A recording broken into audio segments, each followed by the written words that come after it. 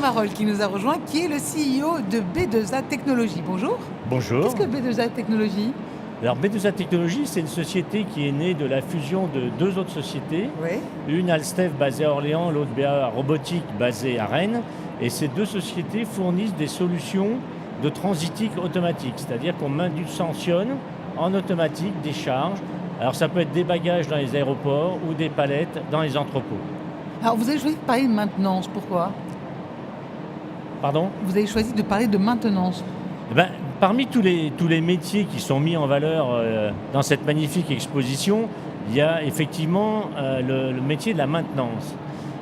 Parce qu'on fournit, on met en place des solutions qui sont de plus en plus intégrées, de plus en plus efficaces, de plus en plus performantes pour nos clients qui doivent satisfaire leurs propres clients qui sont très exigeants. On sait que tout le marché évolue vers la différenciation des produits et pour ça, il faut des outils industriels performants et qui soient maintenus en conditions opérationnelles, c'est-à-dire qu'ils soient capables effectivement de fabriquer, de fournir le service pour lequel ils ont été conçus. Donc c'est la clé, maintenir c'est la clé. Maintenir, c'est essentiel. Maintenir, c'est absolument essentiel. Et il y a tout un tas de technologies qui se sont développées autour de la maintenance, c'est-à-dire que parmi les images d'Épinal, quand on parle de maintenance, on voit le gars qui est allongé sous une voiture avec de la graisse autour de lui dans un bleu. C'est plus ça du tout, la maintenance.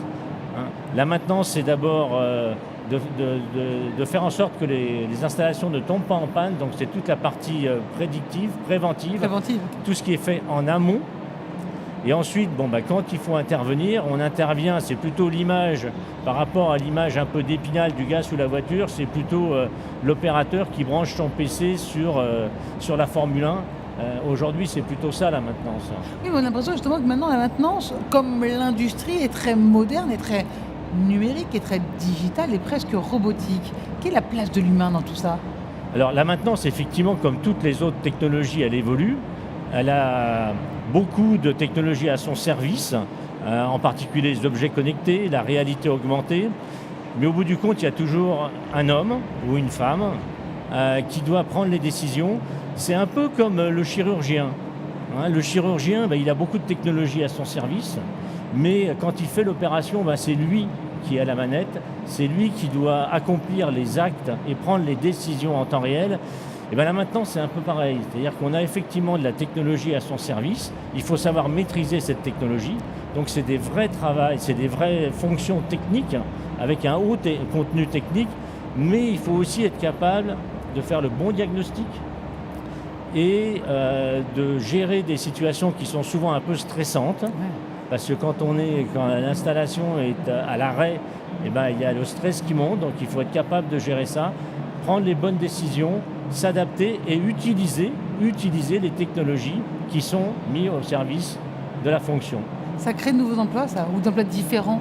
Mais des emplois en maintenance, aujourd'hui, tout le monde cherche des gens qualifiés en maintenance. Donc, s'il y a un message à faire passer aux jeunes, c'est orientez-vous vers la maintenance. Quel que soit le niveau de qualification, à partir du bac professionnel jusqu'à ingénieur, vous êtes sûr à 100% d'avoir plusieurs postes en CDI à la sortie de votre formation. Ah oui, à ce point, mais c'est... Il y a une pénurie. Il y a un déficit global sur le territoire français de spécialistes, de professionnels de maintenance. Et donc, nous, on en cherche constamment. Sur les 500 personnes que compte le groupe, on a environ un tiers qui travaillent directement ou indirectement pour la maintenance. Et on est constamment en recherche Mais où est le problème? Ils ne sont pas formés ou ils ne sont pas informés? Je crois qu'ils ne sont surtout pas informés, parce que la maintenance, c'est ce que je vous disais au début, c'est un peu l'image du gars qui est allongé sous la voiture. Et donc c'est un métier qui n'est pas mis en valeur dans les cursus académiques, alors qu'au contraire, quand on est dans la vraie vie, quand on est dans l'industrie, c'est des métiers qui sont extrêmement valorisés, pour lesquels il y a des parcours d'évolution professionnelle qui sont des autoroutes. Et vraiment, c'est des métiers qui sont passionnants parce qu'on ne fait pas que maintenir, on intervient aussi dans la conception des machines, dans la conception des installations pour voir tous les problèmes d'accessibilité, les facilités de remplacement. On intervient dans la gestion de l'obsolescence aussi. Donc c'est des métiers avec énormément de facettes qui sont très variées. Parce que les Éclectique, jeunes oui, cherchent la forcément. variété. Il y a énormément de variétés, c'est jamais pareil du jour au lendemain. Et c'est des métiers qui sont passionnants et pour lesquels il y a un vrai besoin de compétences et de ressources. Pierre Marolle, le message est passé. Merci beaucoup. Vous êtes le CEO, je rappelle, de B2A Technologies. Merci Bienvenue à vous. à l'usine extraordinaire. Merci beaucoup.